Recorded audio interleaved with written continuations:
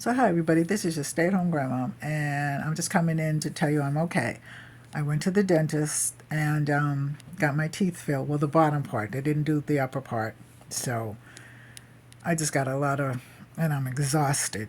Okay. So I'm not coming on tonight. I'm coming on to tell you that I'm not coming on, but also I was going to transfer the knitting class on from Tuesday night to Wednesday night, but my fairy treasure has a knit along, and she's 5 o'clock Pacific time, which would mean that it would put it in the time that I would have it on Wednesday. So next Tuesday, I'm going to change it back to Tuesday.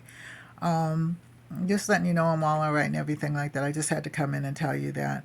I'm going to do a couple of shorts, and then I'm going to get ready to go to bed. But I just wanted to let you all know and everything like that. So I love you all. Take care. God bless. Stay safe. Bye-bye. And I will see you in the next video. Adios. Love you.